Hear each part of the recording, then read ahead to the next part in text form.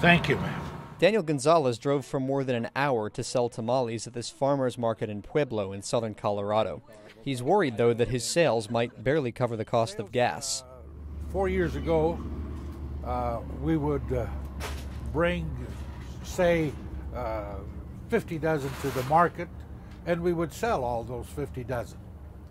And now we bring, for instance, this morning, I brought 15. Gonzalez says he's struggling like many of the farmers and merchants here. Seed and fertilizer prices have gone up and gas has more than doubled over the last few years. He says the stagnant economy has him rethinking his politics. Well, I've always been registered as a Democrat. But to be honest with you, at this point, it's I haven't made up my mind completely about who I'm going to vote for.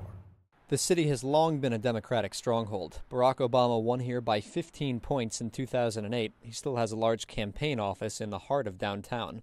Part of the reason is that Latino voters make up 50% of the population, according to the most recent census, and they are a reliable Democratic constituency.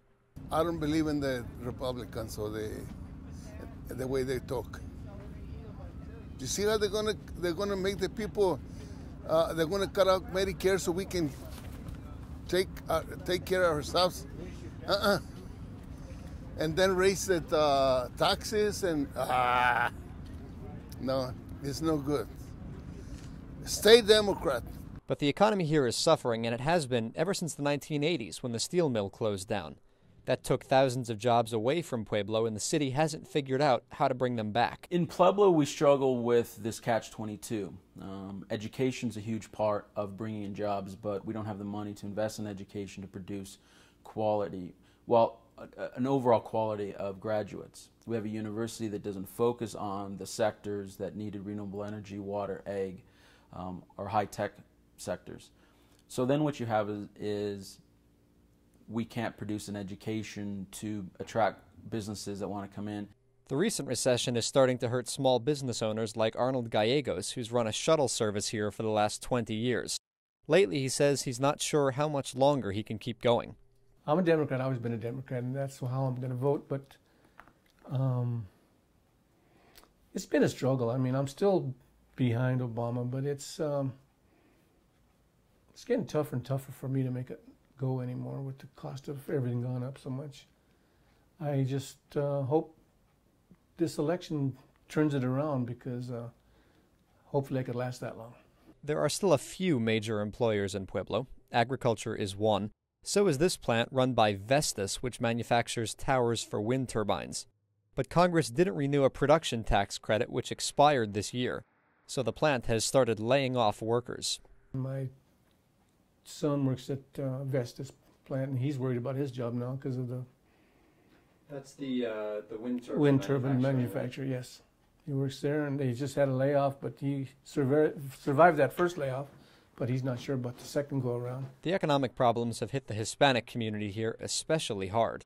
Their unemployment rate is nearly 50% higher than the general population. Most of them still plan to vote Democratic, but they feel the government hasn't done enough to help them. The expectation given recent polls looks like it's in the 65 to 70% range. However, it's not all based on some unique characteristics like concerns about immigration. Instead, Latinos, much like most of the public, are concerned about the economy.